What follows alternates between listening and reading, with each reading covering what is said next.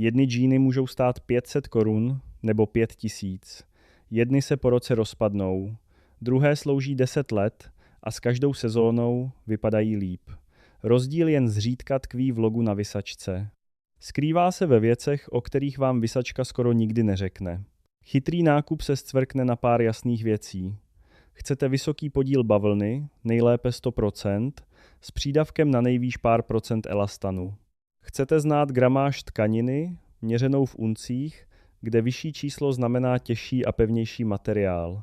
Chcete správnou vazbu a nejlepší je selvedge, tkaná na starých, úzkých člunkových stavech, které dávají hustší tkaninu a čistě začištěnou krajku.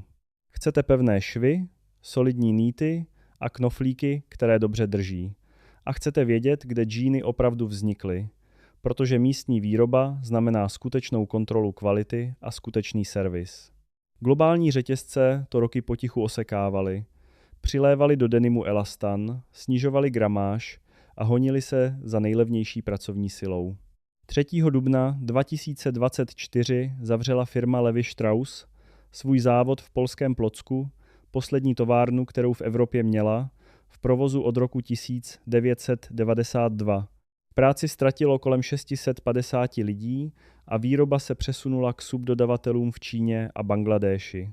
Na přesně tenhle trend upozornila řada módních komentátorů. A teď past, do které spadne většina kupujících. Česky znějící značka neslibuje českou výrobu. Mnoho známých tuzemských značek navrhuje doma, ale šije v Asii nebo Turecku. Ostatně i slovo rifle, kterým u nás džínám běžně říkáme, pochází z italské značky Rifle, jejíž kalhoty se sem dostávaly přes Tuzex. Skutečná otázka je tedy jednoduchá. Kdo vaše džíny opravdu ušil a z čeho? Těchto 10 jmen na ní odpovídá. Číslo 1 změní způsob, jakým denim kupujete. Číslo 10. Akari, kousky od návrhářky Kláry Krchové. Tahle česká značka stojí na tom, aby látky necestovaly přes půl světa, aby z nich švadleny šily v dobrých podmínkách v Česku a aby při výrobě vznikalo co nejméně odpadu. Tvoří nadčasové kousky v omezeném množství s důrazem na přírodní materiály a poctivý střih. Je to nabídka pro ženu, která na sklonném věšáku v obchodě nikdy nenajde dobře padnoucí kalhoty a chce kousek šitý eticky a lokálně. Další značka je postavená kolem celodenního komfortu z přírodního vlákna. 9. Číslo 9.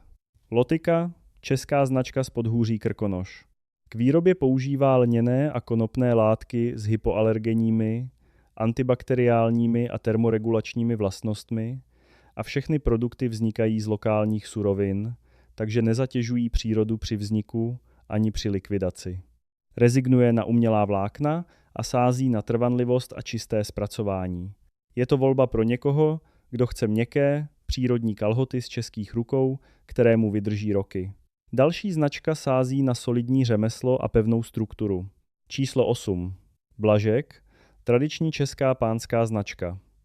Ve svém průvodci denimem radí sáhnout po úzkých temně modrých džínách, typu, který nikdy nevyjde z módy.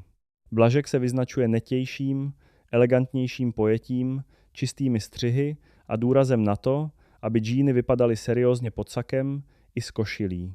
Návrh vzniká doma, šití, jako u většiny značek, probíhá v zahraničí. Je to nabídka pro muže, který chce trvanlivé, společenštější kalhoty z denimu od zavedené české značky. Dál, pražská a brněnská dílna, postavená kolem surového denimu a materiálu. Číslo 7. JD Krejčovství, ateliér, který šije džíny na míru. Svěříte se jim s nedostatky, které vás na stávajících džínách trápí a oni vymyslí střihové řešení jen pro vás. Skutečným zážitkem je výběr materiálu, druh, gramáž, pevnost i způsob barvení denimu, protože právě tyhle prvky rozhodují, jak se výsledný kus nosí. Mají tvrdé, surové luxusní bavlny barvené indigem i japonský selvedge denim. Vyberete si nitě, druky a další detaily podle svého přání. Je to nabídka pro toho, kdo bere džíny jako materiál a chce nad každým rozhodnutím mít kontrolu. Číslo 6 to dělá od dob před fast fashion. Číslo 6.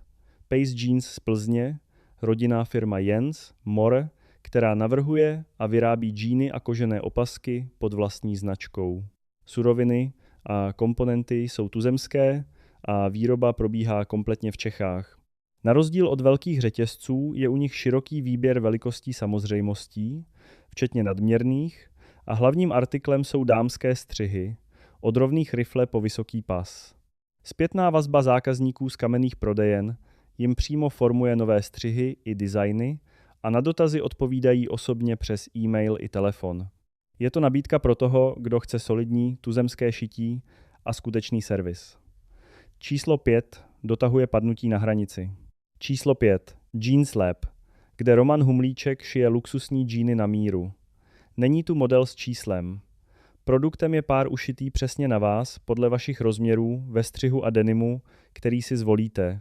Džíny se šijí na speciálních strojích tradičním způsobem s přeplátovanými švy, převážně ze surového denimu barveného indigem, a mohou zůstat raf, nebo se po ušití namáčí ve vlažné vodě, takzvaný soke, aby se stabilizoval jejich tvar a po vyprání se nesrazily.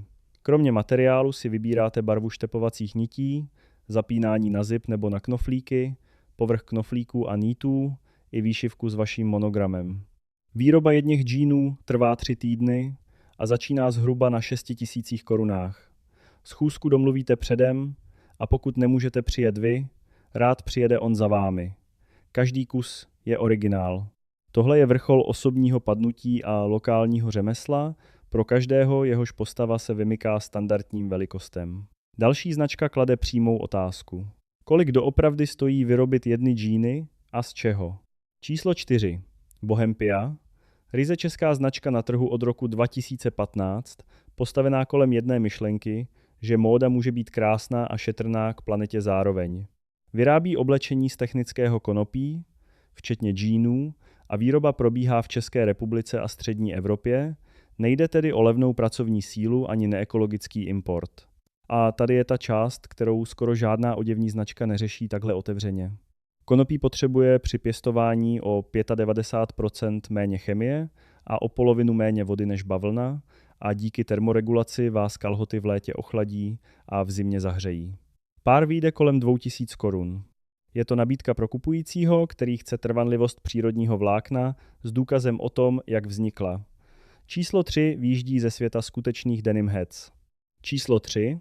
Denim Heads, česká firma, která vznikla z jednoduchého důvodu, z nedostatku kvalitního denimu na českém trhu. Jejím cílem je nabídnout to nejlepší pro lidi, kteří k džínám přistupují jako znalci, s důrazem na poctivý, často surový denim s charakterem. Surová tkanina, jako tahle, si časem pomalu vyrábí vlastní přetřáky a patinu, takže se každý pár stane jen vaším.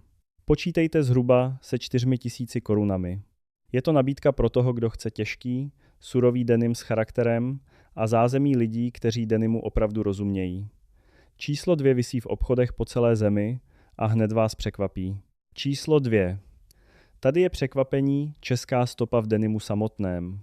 Lidé předpokládají, že tuzemská výroba je jen průměr. Opak je pravdou. První džíny ušité na našem území vyrobil podnik Kras už v roce 1978 a velké tuzemské oděvní podniky jako OP Prostějov, Tiba nebo Mileta nesly řemeslo dál v době, kdy byly západní džíny nedostatkovým a politicky nabitým zbožím.